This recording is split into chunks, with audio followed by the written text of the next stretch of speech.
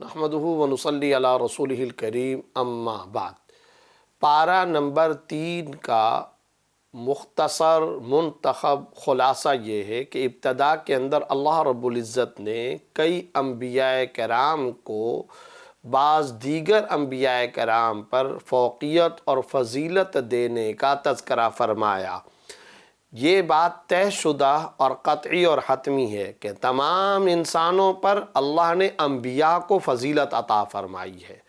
اور پھر تمام انبیاء پر امام الانبیاء رئیس الانبیاء حضرت محمد مصطفیٰ صلی اللہ علیہ وسلم کو فوقیت اور فضیلت عطا فرمائی ہے، جیسا کہ بیت المقدس کے اندر امامت کے معاملے سے واضح ہو چکا، اور بھی کئی آیات سے اور ختم نبوت کے عقیدے سے بھی یہ بات واضح ہے۔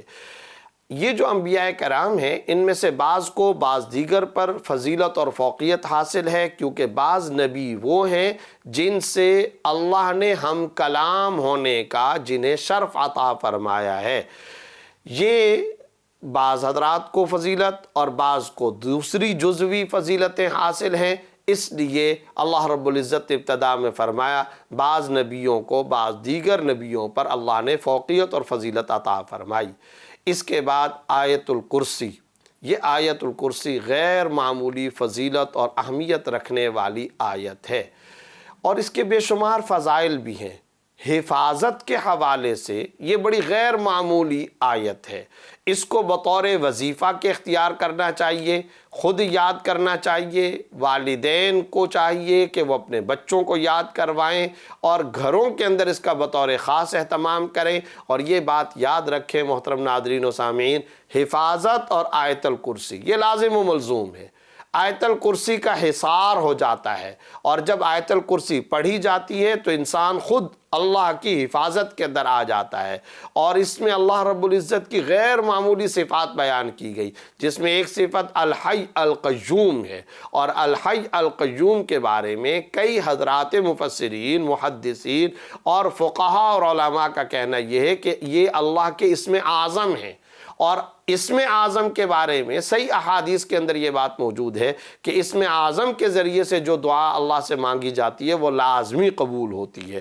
تو الحی القیوم کی صفات اسی آیت الکرسی کے اندر اللہ رب العزت نے ذکر فرمائی، لہٰذا اس کی غیر معمولی فضیلتوں کی بنیاد پر اسے ضرور یاد کرنا چاہیے اور اپنے بچوں کو بھی یاد کرانا چاہیے۔ اس کے بعد نمرود سے حضرت ابراہیم علیہ السلام کے مناظرے کا تذکرہ ہے۔ ظاہر ہے کہ حضرت ابراہیم علیہ السلام تو خاص طور پر تمام انبیاء اور بطور خاص حضرت ابراہیم علیہ السلام توحید کے سب سے بڑے داعی اور مبلغ تھے، ترجمان تھے، تو توحید کی طرف دعوت دیا کرتے تھے۔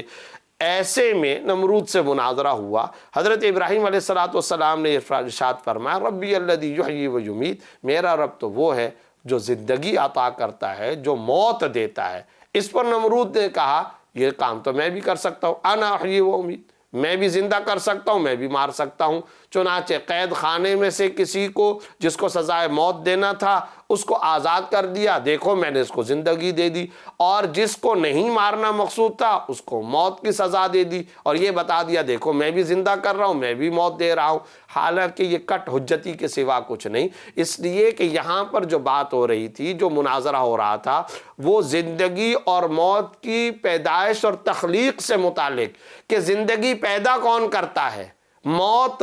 پیدا کون کرتا ہے، زندگی اور موت کے اسباب سے متعلق بات نہیں ہو رہی تھی۔ مگر حضرت ابراہیم علیہ السلام نے سوچا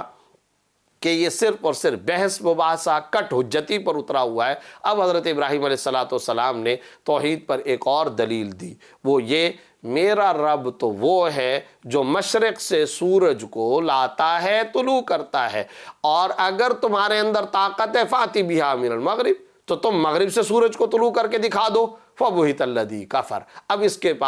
کے پاس کسی قسم کا کوئی جواب نہ تھا۔ اس طرح یہ اس مناظرے سے اور توحید کی اس دعوت کے اندر اپنا مقابلہ کرنے سے ہار گیا۔ اس کے بعد اللہ رب العزت نے او کالذی مر علی قریہ الآیہ کے اندر بظاہر کسی صاحب کا، اور بعض حضرات مفسرین کرام کے قول کے مطابق حضرت عزیر علیہ السلام کا واقعہ ذکر فرمایا کہ انہوں نے سوال کیا تھا کہ اللہ رب العزت مرنے کے بعد بندے کو کیسے زندہ فرماتے ہیں؟ چنانچہ اللہ رب العزت نے 100 سال تک موت عطا کرنے کے بعد زندگی عطا کر دی، جس سے بعث بعد الموت یعنی انسان کے مرنے کے بعد دوبارہ اٹھائے جانے کے عقیدے کو یعنی عقیدہ آخرت کو مکمل طور پر واضح فرما دیا۔ اس کے بعد اللہ رب العزت نے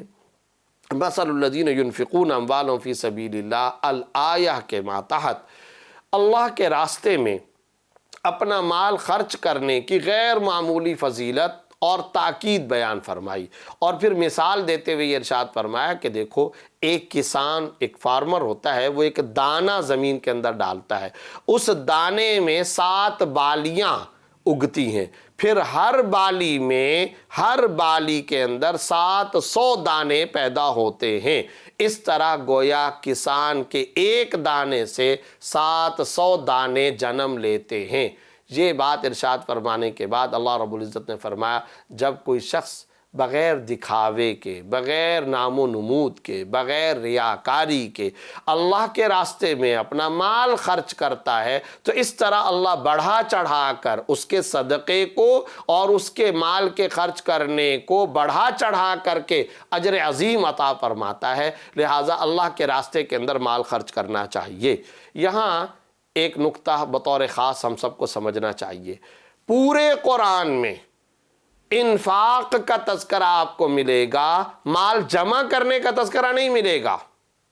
جا بجا آپ غور کر لیجئے، مطالعہ کر لیجئے قرآن کریم کا اور ان کی مختلف آیات کا، جا بجا آپ کو یہ بات ملے گی مال خرچ کرو، اللہ کے راستے میں خرچ کرو۔ ہاں 2 چیزیں ضرور ہونی چاہیے، نیت خالص اللہ کی رضا اور خوشنودی ہونی چاہیے، اللہ کو راضی کرنے کی نیت ہو، اور ساتھ ہی ساتھ جائز اور اللہ کے راستے میں مال کو خرچ کرو، اسراف نہ ہو، فضول خرچی نہ ہو، ذاتی ضروریات ضرور پوری کرو، اچھے طریقے سے پورا کرو، اسے اللہ نے منع نہیں کیا، لیکن اصل بات یہ ہے غریبوں پر، فقراء پر، مساکین پر، مساجد کی تعمیر پر، اللہ کے کلام پاک کی نشر و اشاعت پر، اسی طرح عام دکھی، مریض، غریب، مظلوم انسانیت پر مال کو خرچ کرو، اپنے غریب مسلمان بہن بھائیوں پر مال کو خرچ کرو۔ اسے انفاق فی سبیل اللہ کہا گیا، اس کی غیر معمولی فضیلتیں، چنانچہ جیسا کہ میں نے ذکر کیا پورے قرآن میں مال خرچ کرنے کا تذکرہ ہے، اور پھر ساتھ ہی ساتھ ایک اور عجیب بات، مال جتنا خرچ کرو گے اتنا زیادہ مال آئے گا۔ یہ اللہ کا عجیب نظام ہے، چاہے یہ میرے دماغ میں بات آئے یا نہ آئے، یہ ہماری ایڈکٹ، یہ کسی کو سمجھ میں آئے یا نہ آئے، لیکن اصل بات یہ ہے کہ مال خرچ کیا جاتا ہے تو اس کے نتیجے میں اللہ رب العزت مال کی نشو و نما فرماتے ہیں، صدقے کو بڑھاتے ہیں، رزق میں اضافہ کرتے ہیں، مال میں کشادگی اور فراوانی پیدا ہوتی ہے۔ چنانچہ اگر آپ غور کریں سورہ بقرہ آیت نمبر 267 کے اندر، یا ایھا الذین آمنوا انفقوا من طیبات ما کسبتم، جو تم پاکیزہ حلال مال کماتے ہو اس میں سے خرچ کرو۔ سورہ بقرہ کی آیت نمبر 3 کے اندر ایمان والوں کی نشانی بیان کرتے ہوئے کیا فرمایا؟ وَمِمَّا رَزَقْنَاهُمْ يُنْفِقُونَ، یقیمون الصلاۃ، نماز قائم کرتے ہیں، زکوٰۃ ادا کرتے ہیں، اور جو کچھ ہم نے دیا ہے اس سے وہ اللہ کے راستے کے اندر خرچ کرتے ہیں۔ اسی طریقے سے اگر آپ دیکھیں 254 نمبر آیت کے اندر، اسی تیسرے پارے کے اندر سورہ بقرہ میں، یا ایھا الذین آمنوا انفقوا مما رزقناکم من قبل، یہاں الآیہ کے اندر بھی اللہ رب العزت یہ ارشاد فرما رہے ہیں اس دن کے آنے سے پہلے ہمارے دیے ہوئے رزق میں سے خرچ کر لو، جس دن کوئی خرید و فروخت نہیں ہوگی، کوئی دوستی کام نہیں آئے گی، جس دن کوئی سفارش کام نہیں آئے گی، یعنی قیامت کا دن آنے سے پہلے مال خرچ کر کے اس مال کو ذخیرے کے طور پر سٹاک کر لو، جمع کر لو۔ تو جگہ جگہ پر یہی تذکرہ آپ کو بار بار نظر آئے گا۔ اسی طریقے سے اگر آپ دیکھیں سورہ توبہ آیت نمبر 34 میں، والذین یکنزون الذھب والفضہ ولا ينفقونها فی سبیل سبیل اللہ فبشرهم بعذاب علیم، وہ لوگ کہ جو سونے اور چاندی کو جمع کرتے ہیں، مال کو جمع کرتے ہیں اور خدا کے راستے میں خرچ نہیں کرتے، ان کو دردناک عذاب کی خبر دے دیجئے۔ یعنی جو زکوٰۃ تک ادا نہیں کرتے، جو بنیادی فریضہ زکوٰۃ تک بھی ادا نہ کریں تو ظاہر ہے کہ دردناک عذاب ہوگا۔ تو ان تمام آیات کے اندر سے خلاصے کے طور پر کیا بات سمجھ میں آ رہی ہے؟ خدا کی راہ میں مال خرچ کیا جائے، صدقے کا اہتمام کیا جائے۔ اور پھر اسی ضمن کے اندر آگے چل کر کے ایک عجیب حکم، وہ کیا؟ سود کی حرمت کا بطور خاص اللہ رب العزت نے حکم دیتے ہوئے یہ ارشاد فرمایا یمحق اللہ الربا ویربی الصدقات، اللہ سود کو مٹائے گا۔ تمہیں نظر آ رہا ہے 99 کے چکر میں کیلکولیشن کے ذریعے سے اور بجائے دماغ کے پیٹ سے سوچنے کی جو مادی سوچ ہمارے اندر آ چکی ہے، ہم اس کے ذریعے سے کیا دیکھتے ہیں؟ بیاج کے ذریعے سے، سود کے ذریعے سے تو مال بڑھ رہا ہے، لیکن اللہ رب العزت کیا ارشاد فرما رہے ہیں؟ اللہ سود کو مٹائے گا۔ سود پر استوار معیشت ہو، فیکٹری ہو، دکان ہو، کمپنی ہو، کارخانہ ہو، اللہ اس کو مٹا کے رہے گا، ویرانی آئے گی اور وہ تباہ ہو کر کے رہے گی، آج نہیں تو کل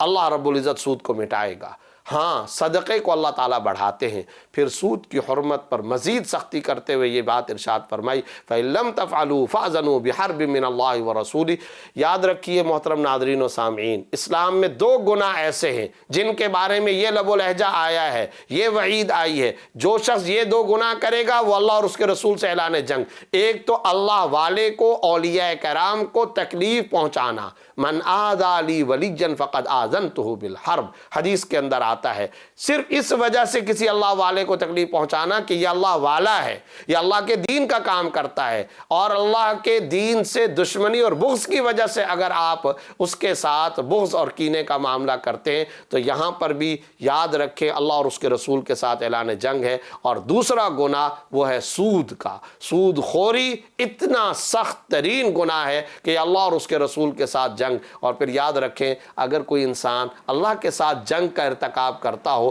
تو کیا ایسا ہو سکتا ہے کہ وہ انسان جیتے؟ ہرگز وہ نہیں جیت سکتا۔ لہٰذا اس عظیم گناہ سے ہم سب کو احتراز و اجتناب اور توبہ کرنا لازم اور ضروری ہے۔